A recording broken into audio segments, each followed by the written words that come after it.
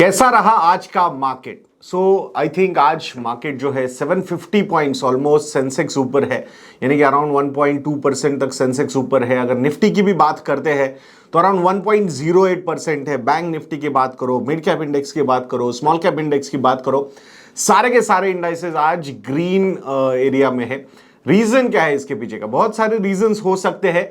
एक तो coupling effect मुझे सबसे ज्यादा लग रहा है। फ्राइडे को जब यूएस मार्केट्स बंद हुए तो वहां पे नैस्डैक हो, S&P 500 हो या डाउ जोन्स हो, the rally was between 1.65% to 2.25%।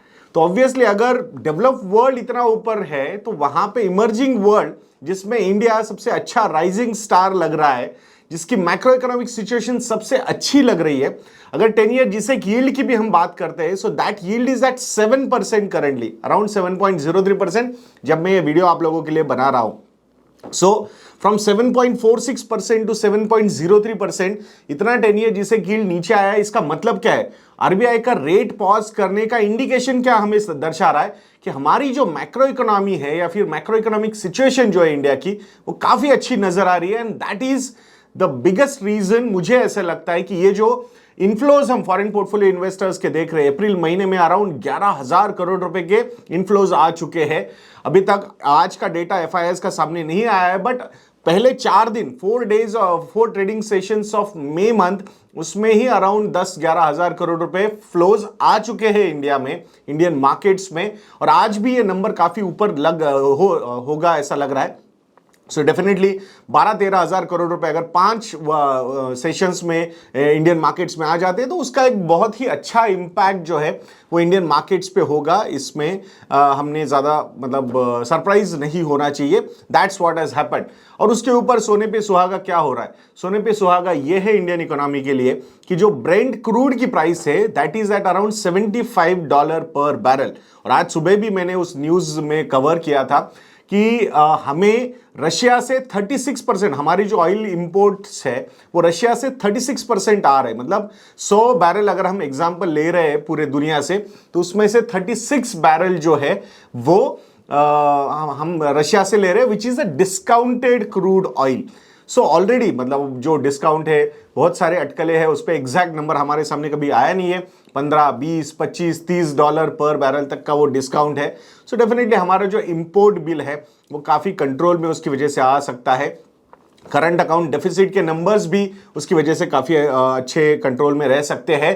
Currency depreciation भी कंट्रोल में हो सकता है। और अगर करेंसी डिप्रिसिएशन मतलब, अब मुझे ऐसा लगता है कि आरबीआई पे डिपेंड है कि आरबीआई कितना रुपये को यहां से अप्रिशिएट होने देना चाहता है। बिकॉज जो चीज़ें हम देख रहे हैं कि अराउंड $900 बिलियन के जो है इस बार एक्सपोर्ट्स हम कर सकते हैं। Merchandise exports around $500 billion and $400 billion के सर्विसेज एक्सपोर्ट्स के हम एक्सपेक्टेशन इस साल FY24 में लगाए हुए हैं।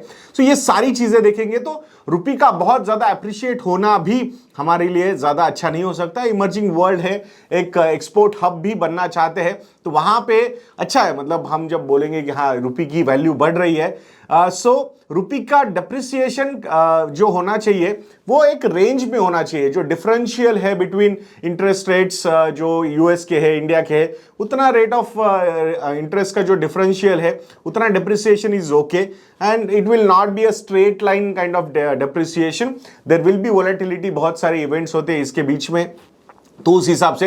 बट ट्रेंड लाइन यही होनी चाहिए डिप्रिसिएशन की, the difference between US interest rates and Indian interest rates. या फिर अगर मार्केट ड्रिवन आपको फोर्सेस देखने तो यूएस की 10 ईयर जिसे यील्ड और इंडिया की 10 ईयर जिसे यील्ड, इसमें जो डिफरेंस है ना, so that's what the depreciation should be of our currency. That is the logical depreciation we will have. बाकी वो कोई कुछ भी बोले, मतलब ये आए तो ऐसा होगा, वो आए तो वैसा होगा, वैसा नहीं होगा। ये सारा का सारा जो खेल है वो इन्फ्लेशन और इंटरेस्ट रेट्स का है। सो गवर्नमेंट का काम है इन्फ्लेशन को कंट्रोल करना, उसकी और उसका जो इम्पैक्ट है, अगर इन्फ्लेशन कंट्रोल में रहेगा तो इंटरेस्ट रेट्स नीचे रहेंगे, अगर इन्फ्लेशन आउट ऑफ कंट्रोल चला जाएगा तो ऑब्वियसली इंटरेस्ट रेट्स बढ़ाए जाएंगे, जो हमने डेवलप वर्ल्ड में बहुत ज्यादा होता हुआ देखा है। अब इसके अलावा और क्या रीजन है आज मार्केट ऊपर जाने का? So I think you must be watching about Q4 numbers. So अभी तक कुछ 20 सेंसेक्स की कंपनीज ने रिजल्ट्स दिए हैं सेंसेक्स की, और अराउंड 26 निफ्टी 50 के कंपनीज ने रिजल्ट्स दिए हैं। और जो प्रॉफिटेबिलिटी की ग्रोथ है between 8% to 10% year on year अब तक जो भी कंपनीज ने रिजल्ट्स दिए उसमें आ चुका है। अब यहां मैं पूरे कंसोलिडेटेड कंपनीज की बात कर रहा हूं। If I am not wrong around 1 lakh crore rupees से ज्यादा का प्रॉफिट निफ्टी 50 की जितनी कंपनीज ने प्रॉफिट्स रिपोर्ट किए वहां से आया है, जिसमें एक ड्रैगर है, वो है टाटा स्टील, जो लास्ट ईयर बहुत फिनोमिनल रिजल्ट्स दे रहा था, बट इस बार रिजल्ट्स इतने अच्छे नहीं है। कमोडिटी प्राइसेस वगैरह थोड़ा सा कूल ऑफ होने की वजह से प्रॉफिटेबिलिटी के नंबर्स उनके नीचे गए हैं। अगर उनको हम बाजू में निकालते हैं तो the profit numbers are looking quite good, better than expectation. जहां पे सिंगल डिजिट प्रॉफिट ग्रोथ की एक्सपेक्टेशन थी मार्केट को, वहां पे डबल डिजिट की एक्सपेक्टेशन आ चुकी है। ऑलमोस्ट 4 से 5 कंपनीज ने बहुत ही बढ़िया परफॉर्मेंस दिया है। बजाज फाइनेंस की अगर हम बात करते हैं, एचडीएफसी बैंक की अगर हम बात करते हैं, तो इन कंपनीज ने काफी अच्छे रिजल्ट्स दिए हैं। तो वो भी एक नतीजा है कि वहां अर्निंग्स ईपीएस जो है वो बढ़ रहा है। एंड जो फॉरवर्ड पी है जो 21 था at the start of this calendar year 2023 की हम बात करते हैं, so that particular number is down to almost 18। So FY23 से FY24 में जब हम शिफ्ट कर रहे हैं तो वहां पे जो फॉरवर्ड पी है निफ्टी 50 का, that is at 18, which is quite reasonable. मतलब लॉन्ग टर्म एवरेज के नजदीक वो है। ये तो उससे भी नीचे जा चुका था, बट अभी मार्केट ने जो रैली दिखाई है यहां पे, सो दैट्स व्हाई ये valuations are looking quite reasonable. And जब पेसिमिज्म बहुत ज्यादा होता है तभी वैल्यूएशंस अट्रैक्टिव हो जाते हैं, and that's what has happened. I think ऐसा लगता है FY23 में।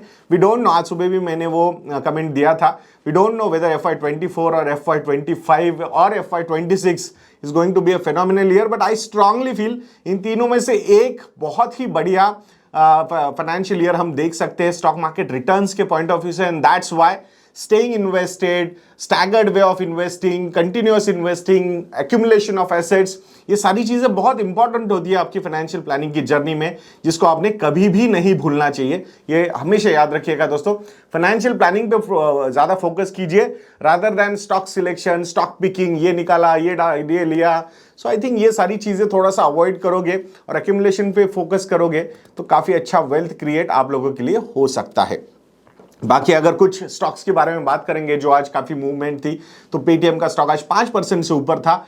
सो एक तो लॉसेस कम होना, अराउंड 168 करोड़ का लॉस रहा है इस क्वार्टर के जब रिजल्ट्स आए Q4 के। सो मतलब last year same quarter 750 crore का लॉस था, वो 168 करोड़ पे आया है।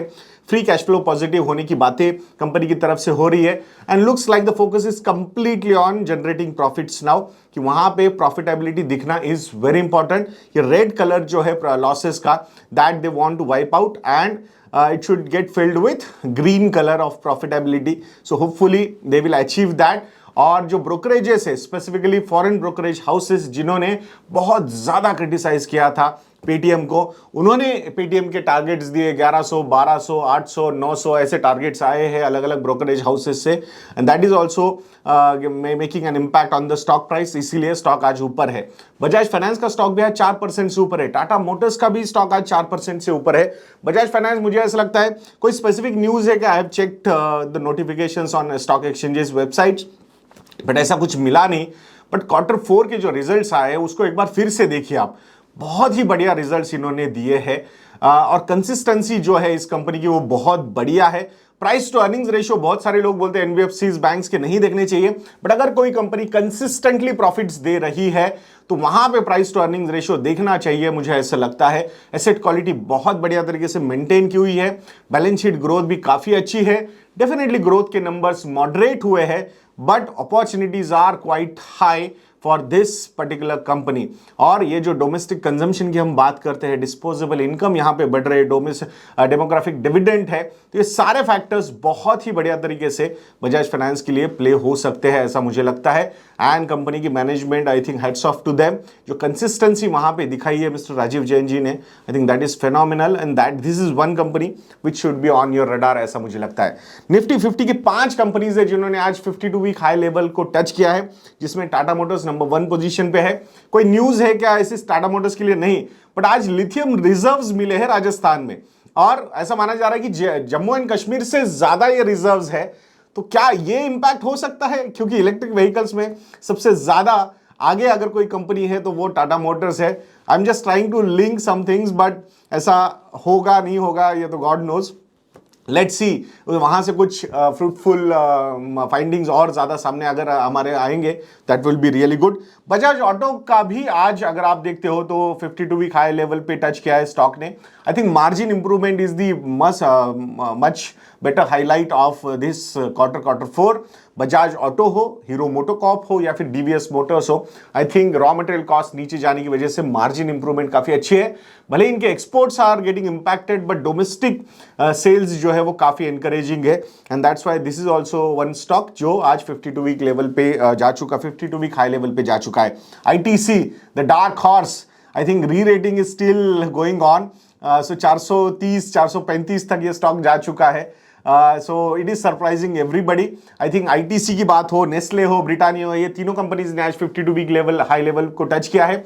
आज सुबह मैंने एफएमसीजी सेक्टर को भी कवर किया था न्यूज रिपोर्ट में कि वहां पे falling raw material prices is very positive for these companies. Margin जो है इनके अच्छे तरीके से इंप्रूव हो रहे हैं। Nobody is cutting the prices. जब रॉ मटेरियल के प्राइसेस बढ़े थे तब सारे सबके सेलिंग प्राइसेस बढ़ा दिए थे, बट अब रॉ मटेरियल प्राइसेस नीचे गए, बट सेलिंग प्राइसेस कोई नीचे नहीं ला रहा है, and that's the beauty of FMCG business. तो वहां पे आई थिंक मार्जिन्स इंप्रूव हो रहे हैं, and that's why profitability will also get improved over the quarters. So इसीलिए अगर I understand as a consumer you might be feeling अरे ये क्या चीटिंग है, तो इसीलिए अगर आप वो प्रोडक्ट्स कंज्यूम कर रहे हो तो उसके शेयर होल्डर बन के प्रोडक्ट कंज्यूम करना ये भी काफी प्रॉफिटेबल हो सकता है। This is not a suggestion और direct advice, this is just a thought. आपके एडवाइजर को पूछ के डिसीजन लीजिएगा। और अगर आपको चाहिए कुछ हेल्प हमसे पोर्टफोलियो मैनेजमेंट में, इन्वेस्टमेंट एडवाइजरी में, इन्वेस्टमेंट प्लानिंग में, इन्वेस्टमेंट एग्जीक्यूशन में, तो आप हमारे रिलेशनशिप सेल को कांटेक्ट कर सकते हो। 1-on-1 सेशन भी अवेलेबल है हमारे साथ। तो हमारे कॉन्टैक्ट डिटेल्स जो है हमारी वेबसाइट पे अवेलेबल है, एंड अगर आपको हमारे मॉडल पोर्टफोलियोज को सब्सक्राइब करना है, investindia.in को विजिट कीजिए और वहां जाके आप मॉडल पोर्टफोलियोज को भी सब्सक्राइब कर सकते हो। प्रोमो कोड यूज करना है यज्ञ YADNYA, 30% का डिस्काउंट आपको हमारे मॉडल पोर्टफोलियोज पे मिल जाएगा। तो ऐसे वीडियोस के लिए चैनल पे बने रहिए, वीडियो को लाइक करना, शेयर करना और चैनल को सब्सक्राइब करना बिल्कुल मत भूलना। नेक्स्ट वीडियो में मिलते हैं। जय हिंद।